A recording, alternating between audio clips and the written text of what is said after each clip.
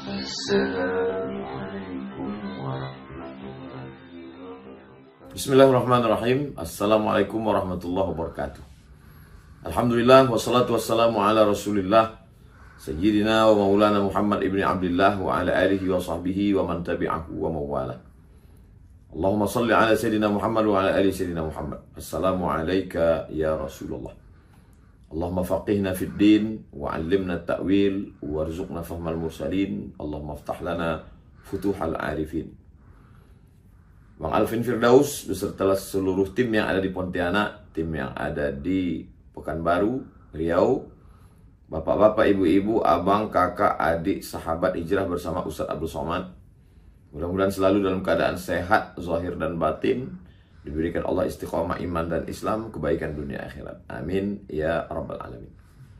Tema kita pada pertemuan kali ini adalah kunci bahagia. Pertama yang perlu kita pahami dulu, apa itu bahagia. Bahagia ini terkait dengan sesuatu yang tidak kelihatan, psikologis. Kalau masalah sakit jantung, diabetes, gula darah, darah tinggi, kita pergi ke dokter. Tapi kalau masalah yang terkait dengan psikologis, itu namanya ilmu nafs, ilmu pengetahuan, nafs jiwa. Maka ada psikolog yang tahu. Apa kata orang psikologi tentang bahagia? Mereka definisikan kalau bahasa Arabnya asy'uru bil itmi'nan, rasa tenang, itulah bahagia. Jadi yang mau dicari orang dalam hidup ini adalah asy'uru bil itmi'nan, rasa tenang. Kenapa orang, anak-anak muda itu kenapa dia pacaran? Kalau ditanya, mau teman curhat Ustaz, mau cari ketenangan. Kenapa orang mesti punya duit? Saya kalau punya duit ini tenang Ustaz. Kenapa orang, mohon maaf, pergi ke diskotik? Saya capek lelah kerja, saya mau ke karaoke, saya mau menikmati uang saya, mau tenang. Semuanya hidup mau tenang. Kenapa orang ke gunung? Mau tenang. Kenapa menyelam? Mau tenang. Kenapa orang naik motor? Riding. Semuanya ingin asy'uru bil itmi'nan, mau mencari ketenangan. Nah, jadi, lalu bagaimana dengan ajaran Islam? Apa itu bahagia? Maka kalau kita lihat dalam hadis Nabi Shallallahu Alaihi Wasallam, ada dalam Sahih Al-Bukhari, man asbaha minkum aminan fi sirbihi. Siapa yang di awal harinya, paginya, bangun tidur, aminan fi sirbihi, jiwanya tenang. Nah, jadi memang, kenapa ada kesesuaian antara ajaran Islam dengan psikologi? Al-hikmatu dhallatul mu'min. Hikmah itu milik orang beriman. Aina wajadaha fahuwa ahaqqu biha. Dimanapun dia menemukannya, berarti itu milik dia. Mohon maaf, nauzubillah, kalau cincin saya ini hilang, lalu saya ketemu di jalan, dipegang orang, saya kenal cincin ini, saya tahu, maka saya katakan itu milik saya. Betul itu milik saya. Mohon maaf Ustaz, tadi saya ketemu di jalan, ya milik saya. Jadi hikmah itu milik orang beriman. Dimanapun dia dapati, maka dia mengamalkannya. Walaupun dipegang oleh seorang psikolog, ilmu jiwa, maka sesungguhnya itu punya kita. Maka ketenangan dalam hati. Apa yang membuat tenang? Nah, ini lagi. Setelah kita tahu bahwa bahagia itu adalah tenang, yang membuat tenang itu apa? Tidak sama semua orang. Yang satu yang membuat dia tenang itu kalau hujan. Saya kalau hujan, Pak Ustadz, saya tenang sekali. Kalau yang satu enggak. Saya yang buat saya tenang itu kalau panas. Kenapa bisa berbeda? Sama-sama manusia, kenapa yang satu kalau hujan dia tenang, yang satu kalau panas dia tenang? Ternyata yang bilang kalau hujan ini saya tenang, dia nanam kelapa sawit. Kelapa sawit kalau hujan buahnya bagus. Yang bilang kalau saya panas saya tenang, dia nanam karet. Karena kalau habis karet itu, batang karet itu dipotong, ditakik kata orang Melayu, turun hujan, habislah cair semua. Tak ada bisa besok untuk dipanen.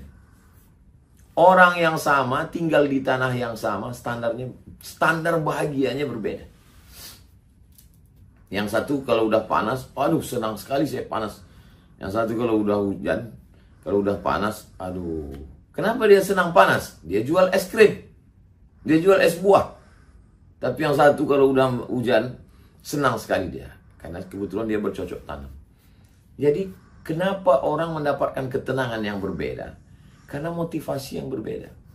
Karena ada background yang berbeda. Back belakang, ground, latar belakang yang berbeda.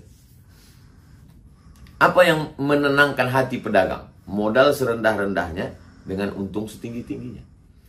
Apa yang menenangkan hati seorang arsitek? Ya, kalau yang berada di pikirannya bisa diwujudkannya secara nyata dalam bentuk kondominium, bangunan, rumah, villa, hotel. Dia bahagia sekali. Berapa lama kebahagiaan itu bertahan dalam hatinya, ketenangan itu? Nah, jadi memang kita perlu bahas kenapa orang menjadi tenang. Dan apa yang membuat dia bertahan lama tenang. Maka dalam hadis dikatakan, Man asbaha minkum aminan fi sirbihi. Siapa yang di awal hari pagi hatinya merasa tenang. Mu'afan fi jasadihi. Badannya sehat. Paginya tenang. Badannya sehat. Wa indahu qutu yaumihi. Qut artinya makanan.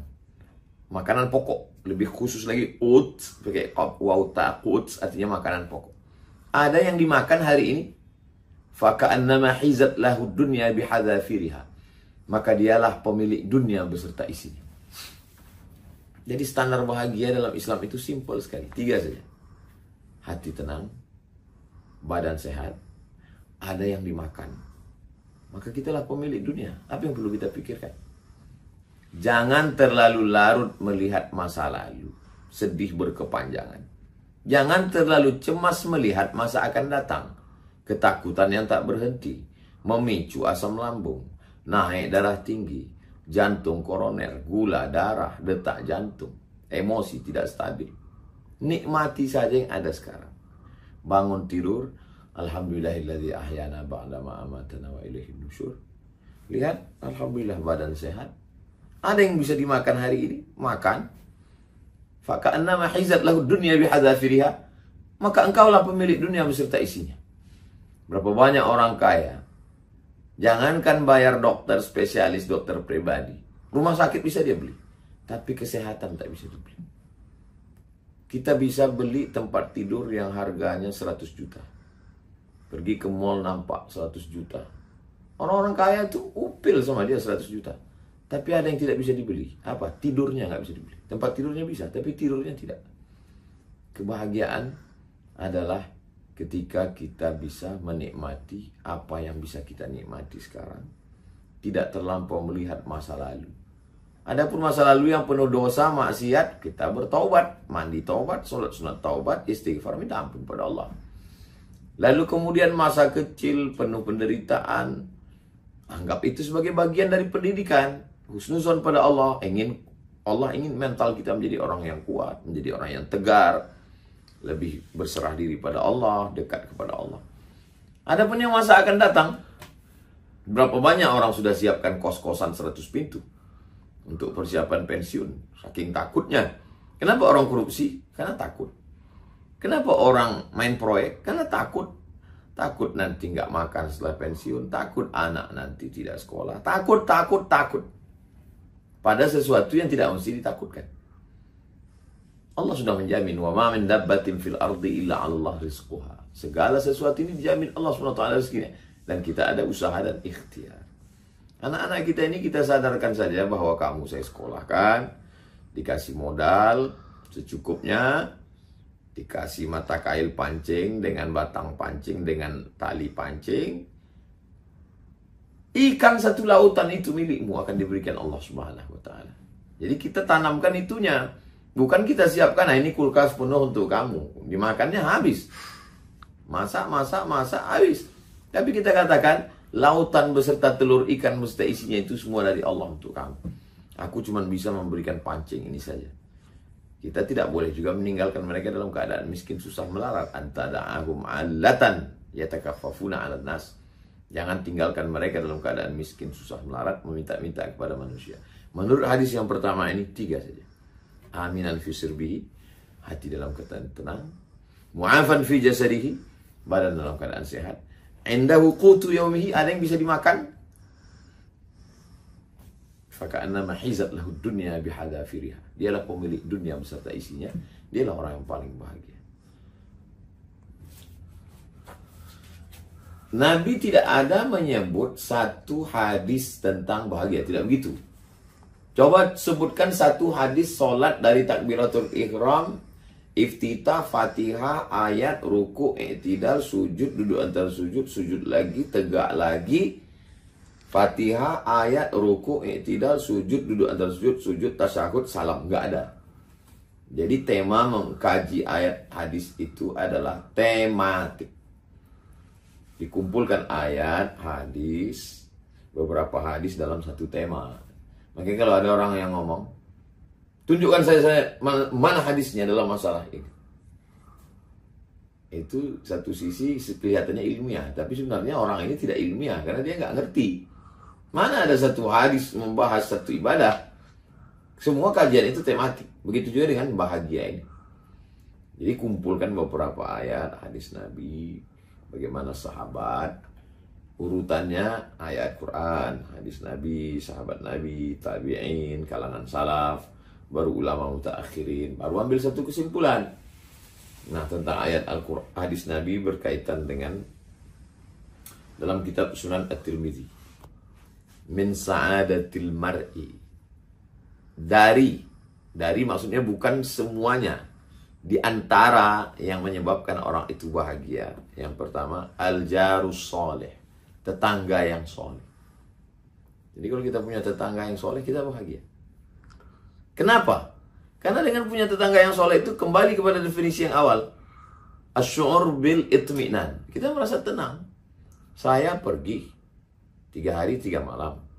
Saya tenang. Kenapa? Tetangga saya insya Allah baik. Orang yang berada di keliling rumah, berada bersama ustazah, bersama dengan Sami, bersama dengan keluarga kita, insya Allah orang-orang yang baik. Maka insya Allah kita tenang. Al-jarus salih, jar artinya dekat. Soleh orang yang baik. Orang dekat dengan kita baik. Naudzubillahnya, orang yang paling dekat dengan kita tak baik. Penuh dengan kecurigaan, ketakutan, kecemasan. Nggak terbayang itu gimana sulitnya itu. Anak-anak juga dikhawatirkan buka handphone, tahu dia password, dia transfer rekening kemana-mana, dia main game online, judi online, pinjol. Mana tenang hati kita?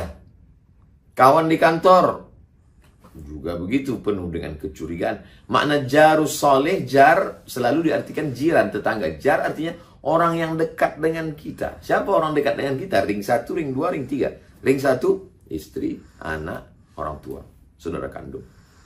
Ring 2, sepupu, 2 pupu, sewali. Ring 3, orang lain, tapi dekat dengan kita. Jadi kalau kita merasa tenang, merasa aman, karena orangnya amanah, orangnya tidak neko-neko, maka insya Allah asy'ur bil itminan, kita merasa tenang. Yang kedua, wal markabul hani, tunggangan, kendaraan yang menenangkan, menyenangkan, membahagiakan. Kalau sudahlah dapat, zaman dulu orang punya kendaraan naik kuda, naik keledai. Kudanya mengamuk, keledainya meringkik, melompat-lompat. Naik kereta kencana, patah, tidak bisa jalan, bannya rusak. Kalau yang sekarang mogok, macet, segala macam. Karena ini yang menyampaikan kita pada tujuan. Jadi bisa makna khusus artinya kendaraan. Tapi makna yang lebih umum adalah semua wasilah infrastruktur yang menyampaikan kita kepada tujuan. Jadi kalau dulu itu yang menyampaikan orang dari Makkah ke Madinah adalah unta, keledai, maka yang sekarang adalah semua yang menyampaikan kita kepada tujuan. Jadi kalau kebetulan dia programmer, arsitek, dia perlu memakai laptop. Laptopnya jangan sampai hang, jangan sampai error, jangan sampai mati lampu, jangan sampai rusak. Semua wasilah yang ada sesuai dengan bidang kita masing-masing. Kalau kebetulan di rumah sakitnya bagus, fasilitasnya mantap. Jadi ini seperti kendaraan. Kendaraan itu kan fungsinya yang menyampaikan kita kepada tujuan. Jadi kalau semuanya lancar, enak, tenang, kawan sekantor, kawan satu tempat kerja, di tempat sama-sama dagang, alat-alat yang kita pakai pun juga mendukung, itu tenang sekali kita. Yang ketiga dalam hadis ini, wal maskanul wasi'. Maskan tempat tinggal, wasi' luas. Tempat tinggal yang luas. Bagaimana dengan orang yang tinggal di rumah yang sempit? Lalu hadis ini tidak memberikan kebahagiaan bagi orang yang tidak kaya. Maka makna hadis itu luas sekali. Wal maskanul wasi', dada hati yang lapang. Lebar pun rumah kita sebesar lapangan sepak bola, kalau hati kita sempit, sempit itu.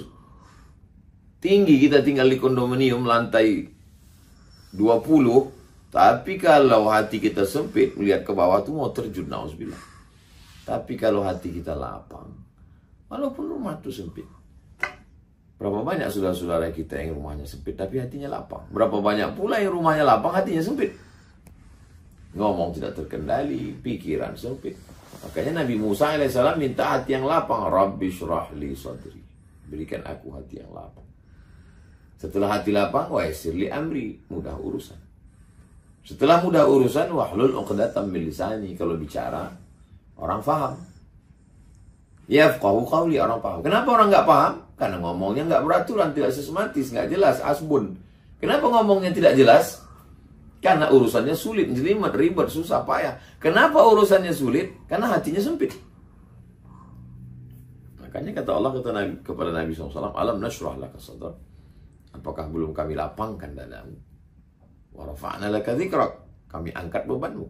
Alladzi anqadha dhahrak. Yang selama ini membebani pundakmu. Kami angkat beban. Kalau ada kesulitan, kepayahan, fa inna ma'al usri yusra, inna ma'al usri yusra. Diulang 2 kali. Fa inna ma'al usri yusra. Bersama kesulitan ada kemudahan, inna ma'al usri yusra. Bersama kesulitan ada kemudahan. Kenapa diulang 2 kali? Penekanan makna li taukid. Jangan pernah berhenti pada satu aktivitas. Fa idza faraghta, kalau kau sudah selesai dari satu aktivitas, fansab, cari kerja yang baru. Buat aktivitas yang baru. Tapi jangan sombong, jangan aku. Jangan berkata saya. Jangan berkata ini hanya kerja-kerja kami. Wa ila rabbika farghab. Minta doa, mohon kepada Allah. La haula wa la quwata illa billah. Jadi kalau kita gabungkan antara 2 hadis ini, aminan fi sirbihi, paginya tenang. Mu'afan fi jasadihi, badan sehat. Indahu qutu yaumihi, ada yang dimakan. Gabungkan dengan hadis yang kedua. Apa dia? Al-jarus soleh, orang-orang yang dekat ini semuanya baik-baik. Satu grup baik-baik. Gak khawatir nanti tiba-tiba pulang buka grup WhatsApp habis cacimaki, bully semua. Baik-baik semua.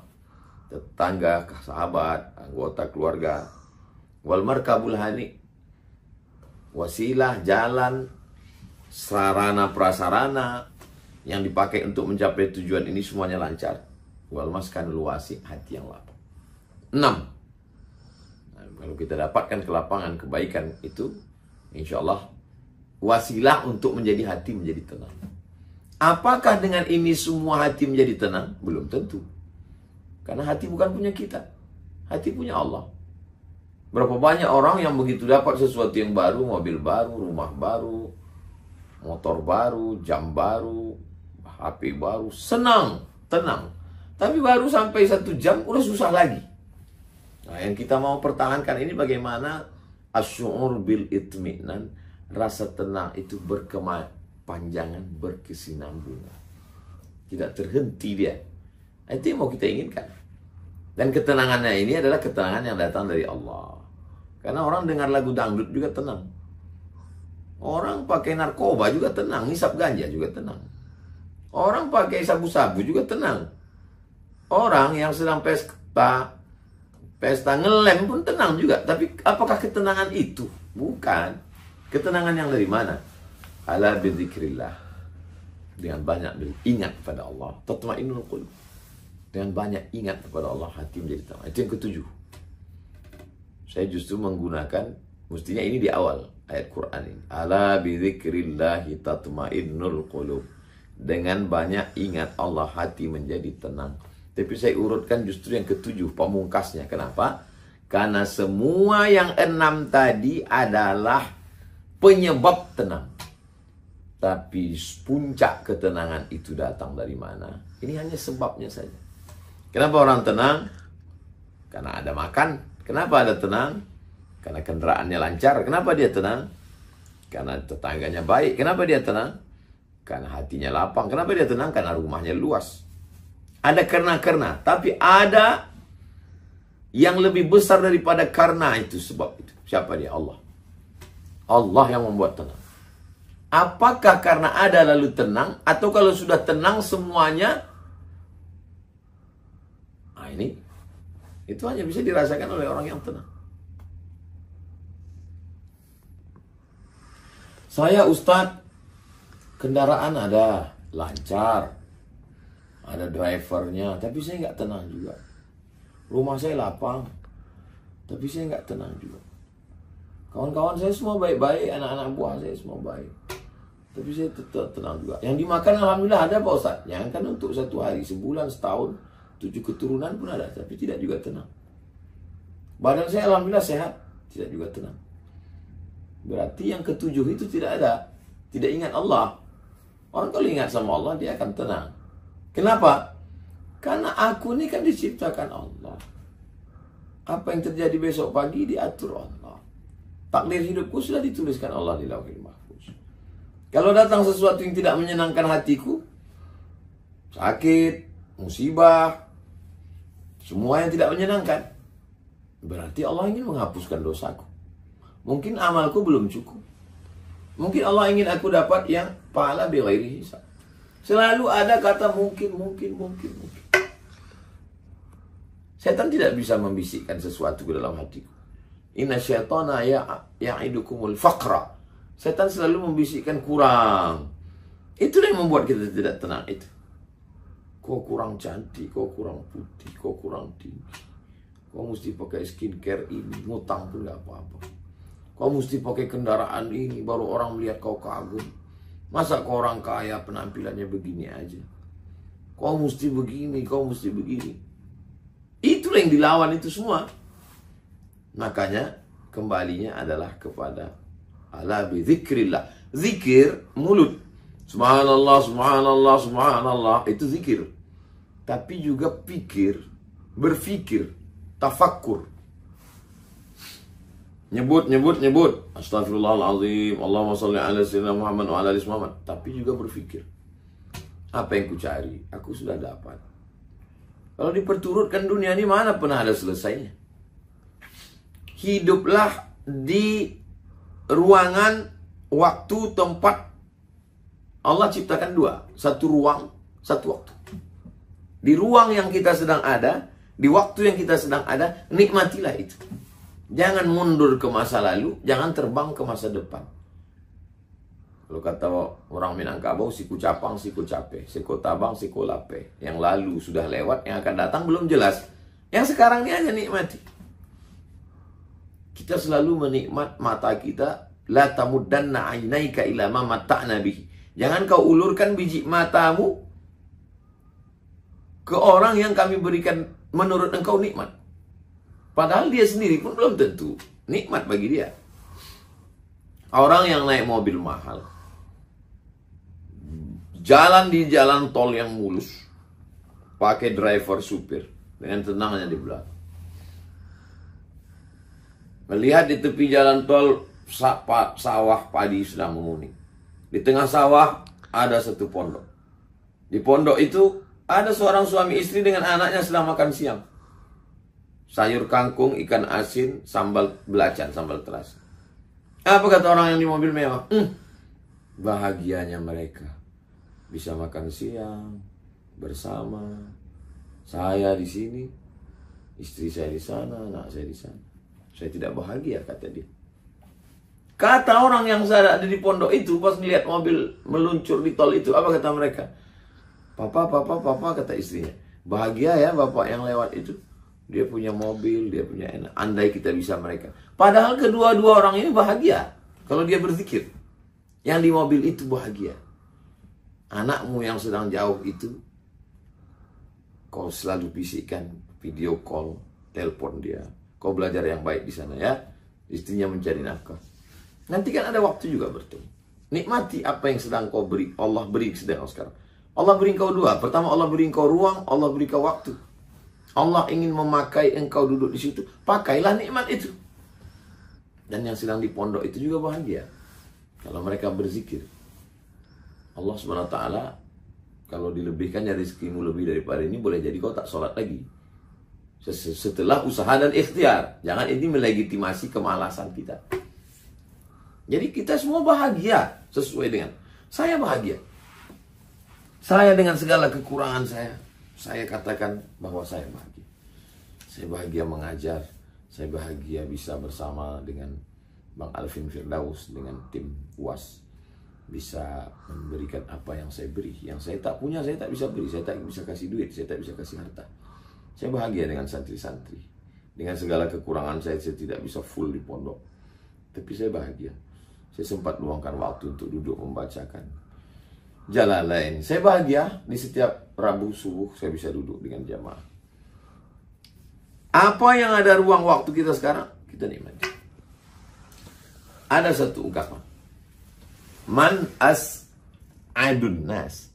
Dalnya baris dhamma. Man as'adun nas. Siapakah orang yang paling bahagia? Man as'adun nasi. Siapa orang yang paling bahagia? Tulisannya sama. Man as'adan nas. Orang yang membahagiakan orang lain. Itulah orang paling bahagia. Orang yang membahagiakan orang lain. Itulah orang yang paling bahagia. Dulu, bagaimana rasa bahagia itu berubah. Dulu saya sangat bahagia kalau saya punya cincin. Pernah saya pakai cincin itu 3. Satu di sini, satu di sini. Sini batunya ruby, sini batunya zamrud, sini batunya kecubung. Bahagia sekali saya. Lama-lama saya bosan, saya jenuh. Lalu yang membuat saya bahagia adalah ketika menyimpannya. Menyimpannya di dalam kotak, pas membuka itu bahagia sekali saya. Berubah kebahagiaan itu dari memasang menjadi melihat. Puncaknya, saya dapat batu dari Kalimantan. Ada jamaah yang ngasih. Saya ikatkan di Surabaya. Saya bagi. Saat memberi dan orang itu memakai, disitulah saya sangat bahagia. Ternyata rasa bahagia itu juga. Baru kita paham, baru saya paham. Oh, ini arti buku dulu yang pernah saya dikasih orang. The Miracle of Giving. Keajaiban memberi. Awalnya indah bahagia itu waktu makan. Waktu sedang makan itu bahagia, tenang sekali hati kita. Tapi kemudian pada tahap berikutnya adalah bahagia itu waktu dikasih orang makan. Dulu waktu di pondok, pas menyambut Ramadan, makan di rumah ini nanti, itu bahagia sekali. Puncaknya ternyata bukan itu. Puncaknya adalah ketika kita bisa ngasih orang makan. Anak yatim, fakir miskin, anak pesantren, kawan-kawan, sahabat. Dan itu tidak bisa diceritakan. Itu yang disebut dengan asy'uru bil itmi'nan, merasa tenang. Ada ketenangan yang luar biasa. Makanya orang yang bakhil, orang yang pelit, heran dia. Apa yang dirasakan orang itu? Karena dia tidak sampai pada perasaan itu. Jadi kita mengamati perasaan kita, kita amati hati kita. Tapi kembali semuanya adalah kebahagiaan dari Allah Subhanahu wa ta'ala. Simpulkan sendiri, ambil pelajaran, insyaallah. Saling mendoakan. Doakan supaya semua jamaah bahagia. Doakan supaya Ustaz Abdul Somad bahagia, anak-anak keluarga bahagia. Doakan supaya Ustaz Alvin Firdaus bahagia. Doakan semua kawan-kawan sahabat kita, tim yang ada di Riau, tim yang ada di Pontianak, guru-guru kita, sahabat kita semuanya bahagia. Pada saat itulah Allah kirimkan malaikat. Apa kata malaikat? Amin, kabulkan doa orang ini. Wala kamislu, kau dapat yang sama seperti yang engkau doakan untuk saudaramu. Di saat itulah kita bahagia. Ada judul buku Kimia Us-Sa'adah, kimia kebahagiaan. Ada serpihan-serpihan kebahagiaan yang sedang berterbangan. Dan ketika dia hinggap di hati kita, kita menjadi bahagia. Sekarang bagaimana supaya dia hinggap ke hati kita? Kalau kita nyalakan lampu, laron-laron akan datang. Begitu juga kalau ada tangan kita basah, maka yang itu juga kalau kita pegang magnet, kita masukkan ke pasir, maka akan datang. Maka bagaimana kebahagiaan ini datang? Dengan membahagiakan orang lain, dengan berzikir mengingat Allah, maka insya Allah Allah membuat kita bahagia. Mudah-mudahan Allah berikan semua kebaikan dunia akhirat, kita istiqomah, dan kunci-kuncinya kita sudah dapat, kita tinggal buka saja. Dan ketika sudah masuk kita ke dalam, kita merasakan kebahagiaan. Rasanya belum bahagia kalau belum bisa berbagi kebahagiaan. Kalau sudah bisa membaginya ke orang lain, ada orang-orang yang kalau kita duduk dekat dia, kita bahagia sekali. Nah, inilah kebahagiaan yang luar biasa. Mudah-mudahan pertemuan kita, setiap ada pertemuan kita sedang bahagia. Tak sabar kita ingin bertemu, berjumpa. Karena perjumpaan itu sendiri pun belum ada apa-apa, kita udah bahagia. Barakallahu fikum. Sukses selalu di akhir majlis. Mari kita sama berdoa. A'udzubillahi minasyaitonirrajim. Bismillahirrahmanirrahim. Alhamdulillahirabbil alamin arrahmanirrahim maliki yaumiddin. Iyyaka na'budu wa iyyaka nasta'in. Shiratal mustaqim shiratal ladzina an'amta 'alaihim ghairil maghdubi 'alaihim waladdallin. Amin. Allahumma shalli ala sayyidina Muhammad wa ala ali sayyidina Muhammad. Assalamu alayka ya Rasulullah. Allahumma ja'alna minas su'ada'il maqbulin. Jadikan kami orang yang berbahagia karena diterima di hadapanmu. Wala taj'alna minal ashqiya'il mardudin. Jangan jadikan kami orang yang sengsara karena tertolak dari hadapanmu ya Allah. Allahumma farrihna, bahagiakan hati kami. Allahumma ja'alna minal masrurin. Jadikan kami orang yang lapang hati. Wa ja'alna minas su'ada. Jadikan kami orang-orang yang selalu senang. Wa ja'alna radina liqada'ik. Jadikan kami orang yang selalu tenang menerima takdirmu. Wa ja'alna muhsiniz zanni bik. Jadikan kami orang-orang yang selalu berprasangka baik terhadap segala takdir. Allahumma syrah sudunana, lapangkan hati kami. Wamla qulubana bil hikmati wal iman. Penuhkan dia dengan hikmah dan iman. Wa ja'alna mutmainna bi dzikrik. Jadikan kami orang-orang yang tenang dengan berzikir-Mu, yang bertafakkur, merenungkan segala rahasia di balik hikmah perbuatanmu untuk diri kami. Wafiqna lima tuhibbuhu wa tardah. Tanamkan dalam hati kami taufikmu sehingga kami sesuai beramal dengan amal yang Engkau cintai dan Engkau ridhai. La tada'lana dzamban illa ghafartah. Ampunkan dosa kami. Wala dainan illa qadaitah. Tutupi aib cacat kami. Wala musafiran illa wasaltah. Yang musafir sampaikan ke tujuan. Wala maridan illa syafaitah. Yang sakit sembuhkan, sehatkan ya Allah. Wala hajatan min hawaijid dunya wal akhirati laka ridha wala nafiha salah. Segala hajat dunia, hajat akhirat Engkau ridha dan baik bagi kami. Illa qadaitah wa yasartaha. Maka tunaikanlah dan mudahkanlah ya Allah. Rabbana fil lana dzunubana wa liwalidayna warhamhuma kama rabbayana shaghira. Wa sallallahu ala sayyidina Muhammad wa ala alihi wasallam. Walhamdulillahirabbil alamin. Taqabbalallahu minna minkum shalihal a'mal. Terima kasih untuk Bang Alvin Firdaus beserta seluruh tim yang ada di Pontianak, tim yang ada di Riau, Bapak Ibu, abang kakak, adik, kakek, nenek, semuanya yang ada hijrah bersama Ustaz Abdul Somad. Berkah selalu, sukses. Assalamualaikum warahmatullahi wabarakatuh.